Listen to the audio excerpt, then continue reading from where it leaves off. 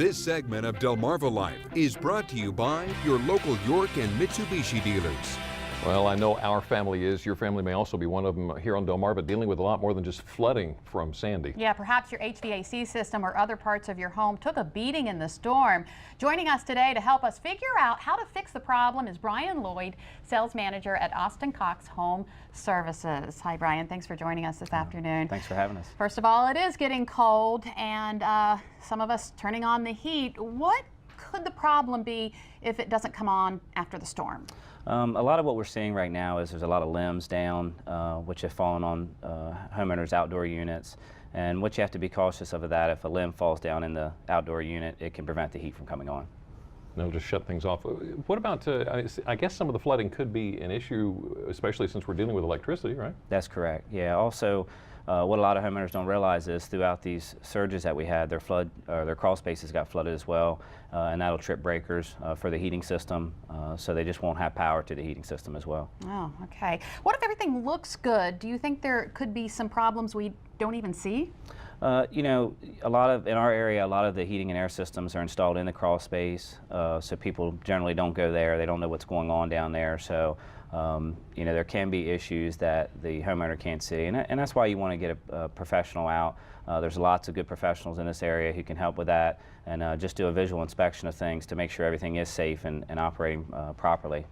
So we were talking just yesterday about flood insurance and how most home insurance doesn't really cover flood insurance. But if there are damages from the storm, will most home insurance cover repairs to an HVAC system? You know, my experience is that they usually do, and what we're telling all of our customers right now that it's always good to call in to your insurance agent, just make them aware of the situation. Hey, we were in the storm, we've got a lot of trees down, so you know, we don't know exactly what's happened, but it's always good to put them on notice. That way, if there is something down the road that we come out or anybody comes out and sees that's attributed to the storm, at least it's already noted. Yeah. You know, so I think it's a good thing to do. Now, at my house, I have more than just the HVAC in the crawl space. There's also some other things that could go wrong. Are you seeing problems with other units? Yeah, you know, our customers down in the coastal area especially, they had a lot of crawl spaces that were flooded, so their well pumps were underwater, so they weren't having any water to their house. They were shorted out. The great thing is typically your electric system is designed to do what it's supposed to do, which is trip a breaker if water, you know, gets near electric. So that's a good thing.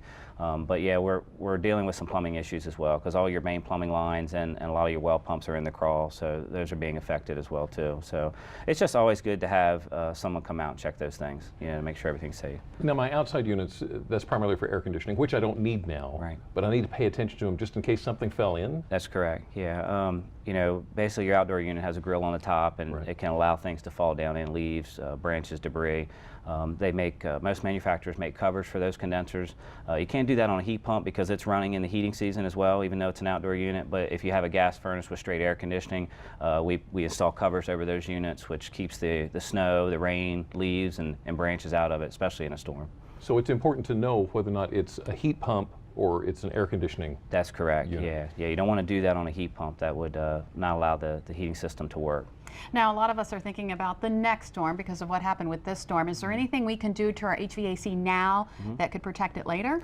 Yeah, I think, you know, simple things that homeowners can do is go around your property, look, you know, make a visual, you know, look at things. If you've got trees hanging over the outdoor unit, you know, now that the storm's gone, it's a good time to get those pruned back. Make sure bushes are away from the outdoor unit. Make sure your well into your crawl space is clear. We recommend the clear covers that go over your crawl space well, keep rainwater out. You know, we can always put stones up against the well to the crawl space to make it a little higher so water can't rush in. You know, so there's a lot of things that homeowners can do, you know, to help protect their investment of their house and their HVAC and plumbing system. And you said something that I thought was really important earlier. We don't eat dinner down there. No. So it's the last place we think of. No, we never think about it, and it's, you know, it's dirty. You know, you want to pretend it's not there, you know, and there's little tiny things we can do to make sure, you know, that things don't go in there as easily as they can in a storm. So. Right. Yeah. Brian, thank you so much for some very important information. Thank you very much for having us. For us to take home. Yeah, I got a lot of things I need to get done now. I know. And if you'd like some more information on how you can service your home, go to DelmarvaLife.com and click on the Show tab. Up next on Delmarva Life, they're only 7 years old. Wait till you hear their selfless story, how you can help these two little guys help others. Plus, we check in with Brian Spiros, who's somewhere on the peninsula, and we have to try to figure out where. Yeah, he's got clues to help us along. You need to help us along too. Brian, we're ready for clue number 1. Well, Jimmy and Lisa, here it is. Clue number 1, ready or not. The town has a total area of 0.7 square miles. More clues are on the way. Stay with us. You're watching Delmarva Life.